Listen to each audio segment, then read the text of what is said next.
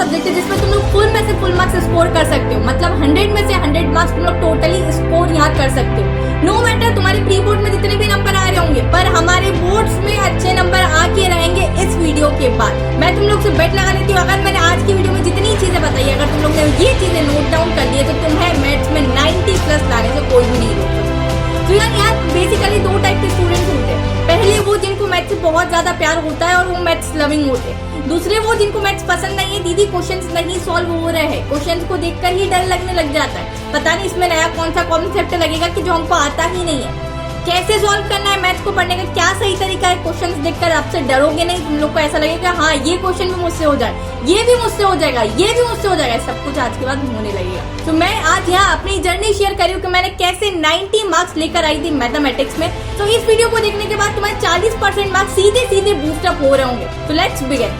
तो फटाफटी आज मैं बात करने वाली हूँ कि तुम लोग को सबसे पहली बात, जो बच्चे से क्वेश्चन नहीं सॉल्व होते उनको क्वेश्चन कैसे सॉल्व करना है। दीदी क्वेश्चन नहीं सॉल्व हो रहा है, डीमोटिवेशन आ जाता है। पहला क्वेश्चन नहीं सॉल्व हुआ, दूसरा करके देखा नहीं सॉल्व हुआ, तो यहाँ क्या हो जाता है, हम डीमोटिवेट हो जाते हैं। अब से डीमोटिवेट नहीं होना है। तो दीदी क्या सॉल्यूशन है, कोई सॉल्यूशन है इस चीज का? सबसे पहला सॉल्यूशन की डीमोटिवेट नहीं होना। अब करना क्या है, कैसे सॉल्व करें फिर हम? सबसे पहले अपनी एनसीईआरटी बुक उठाओ मैथ्स की, जो हमारे क्लास 10th वाले स्टूडेंट्स की या क्लास 12th वाले किसी भी स्टूडेंट्स की मैथ्स की बुक उठाओ। क्या करो, सबसे पहले एनसीईआरटी के जो हमारे एग्जाम्पल्स है वो करने चालू करो। एग्जाम्पल नंबर 1, 2, क्योंकि वो बेसिक सी चीज है, वो तुम्हारे थोड़े आसान होंगे, तो वो करोगे तो थोड़ा सा कॉन्फिडेंस यहाँ आने लग जाएगा। अब दीदी बहुत सी बार क्या होता है, क्वेश्चन को पढ़ा, क्वेश्चन समझ में आया, चीजें लिखी, बीच में मैं अटक जाता हूँ कि अब यहाँ क्या करूं।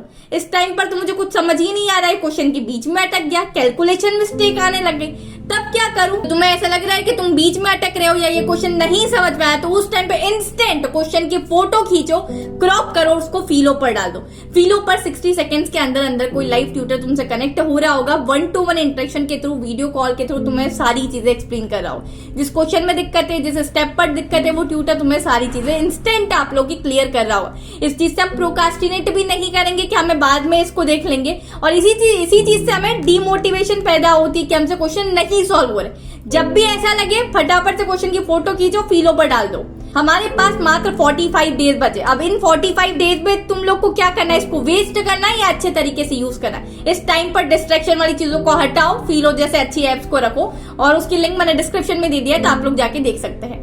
दूसरी चीज कि do not just read question answer. बहुत सारे बच्चों की क्या आदत होती है, जैसे ये मेरे पास ये एनसीईआरटी की बुक है, मैंने ये देख ली कि अच्छा ये दिया है क्वेश्चन में, ये दिया है, ये दिया, ठीक है, इसका सॉल्यूशन देखा, आंसर पर गए तो इस आंसर में ये चीज दी, ओके दैट्स इट, मुझे आ गया है। इस टाइप से नहीं आएगा।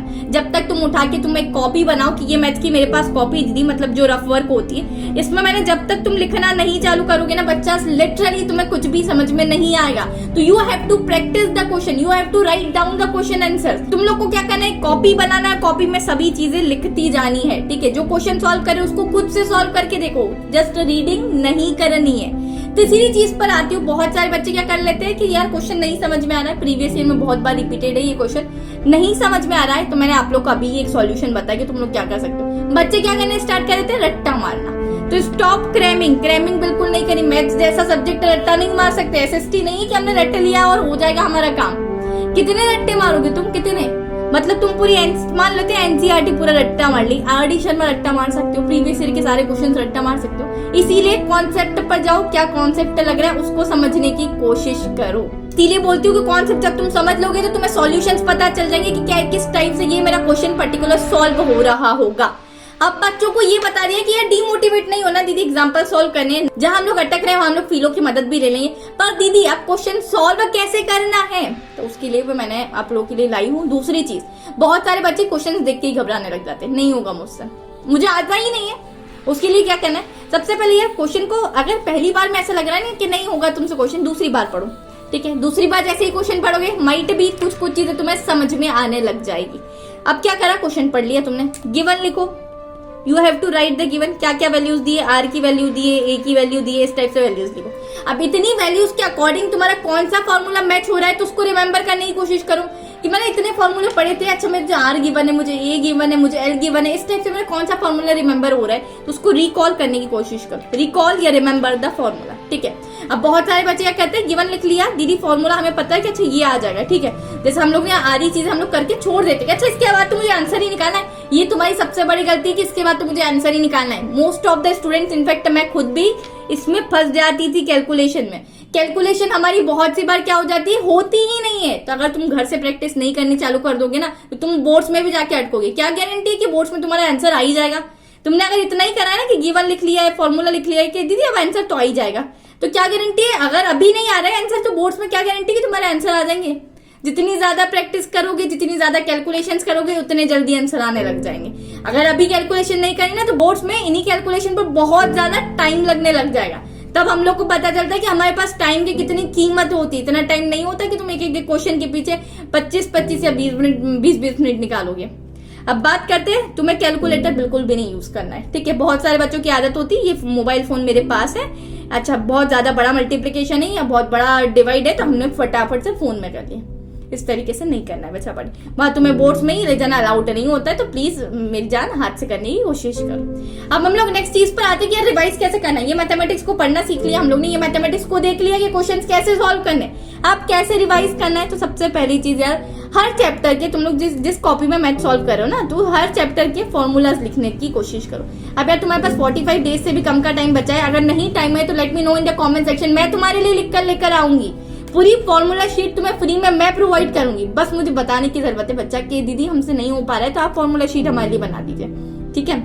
दूसरी चीज, प्रैक्टिस करो क्वेश्चंस की, ठीक है। सबसे पहले किसी भी बुक कर मत कूद जाना, एनसीईआरटी को सॉल्व करो। मैं हमेशा बोलती है एनसीईआरटी सॉल्व करो। एनसीईआरटी सॉल्व कर ली दीदी, आप क्या करें? तो बच्चा बाटी, जब तुम एनसीईआरटी सॉल्व कर लोगे तब तुम्हारे पास बचेगी आरडी शर्मा, आरएस अग्रवाल। तो अगर तुम्हारे पास जो भी बुक है, उस बुक में से प्रीवियस ईयर के क्वेश्चन चार्ट होगे। तुम अगर सोच रहे हो ना कि 45 डेज में कंप्लीट आरडी शर्मा सॉल्व करने बैठे होगे, तो तुम गलत हो भाई साहब, चकरा जाओगे। ऐसी चीज करने की कोशिश करें। जस्ट एनसीईआरटी कंप्लीट करो, आरडी शर्मा में जो पीवाईक्यूज दिए हुए, या फिर तुम लोग ऑफिशियल वेबसाइट पे से भी प्रीवियस ईयर के क्वेश्चन निकाल सकते हो। मैंने तुम लोग को बता रखा है किस टाइप से हमें प्रीवियस ईयर के क्वेश्चन निकालने हैं, तो तुम लोग जाके इस तरीके से प्रीवियस ईयर के क्वेश्चन निकाल सकते हो।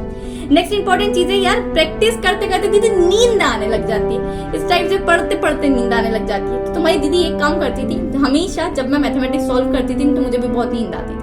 तो यार थोड़ा थोड़ा सॉफ्ट म्यूजिक तुम लोग सुन सकते हो, जिससे कि क्या होता है कि अगर जिस बच्चे को डिस्ट्रैक्शन होता है वो मत करना, ठीक है। बहुत सारे बच्चे मेरे जैसे भी होंगे कि जिनको नींद आने लग जाती है, और हल्का सा म्यूजिक लगा लो या कुछ भी चलता रहता है ना बैकग्राउंड में, तो हमारे मतलब उनको ऐसा रहता है कि ठीक है नींद भाग जाएगी इस चीज से। कुछ बच्चे ऐसे भी होंगे कि म्यूजिक लगाए तो दिमाग में म्यूजिक बैठ जाएगा, पूरे दिन वही बड़बड़ करते रहेंगे हम लोग, ठीक है। तो अगर दिमाग में म्यूजिक बैठ गया और फिर हम लोग इश्क दिबाजिया गा लिया ऐसा ही कुछ करते रहोगे, तो ऐसी चीज मत करना, ठीक है। तो ये उन बच्चों के लिए जिसको नींद आने लगती, तुम्हें नहीं आती है तो बहुत बढ़िया बात है। नेक्स्ट इंपॉर्टेंट चीज है कि टेस्ट देना स्टार्ट करो। जैसे अभी तुम्हारे प्री बोर्ड्स आ रहे हैं, ठीक है। प्री बोर्ड्स में तुम लोग को पता चल जाए तुम कितने पानी में और कितने नहीं हो, ठीक है। प्री बोर्ड्स में अच्छे नंबर नहीं आते हैं तो क्या नहीं होना है, डिमोटिवेट नहीं होना है। अपनी गलतियों से हम सीखेंगे, ना कि हम लोग उसको दोबारा रिपीट करेंगे। तो हमें अपनी गलतियों से सीखना है। इंसान हमेशा ठोकर खाकर ही ठाकुर बनता है, और हम सभी को क्या करना है, इसी टाइप से अपने मिस्टेक्स को सुधारना है कि हम लोग बिल्कुल अपने अपने बोर्ड एग्जाम में 90+ जरूर स्कोर कर सके। So that's all for today's video। बच्चा पार्टी किसी के साथ मैं मिलती हूँ नेक्स्ट वीडियो में। अगर तुम्हें कोई और टॉपिक में प्रॉब्लम आ रही हो या फिर मैथ्स की फॉर्मूला शीट चाहिए हो, तो मुझे let me know in the comment section.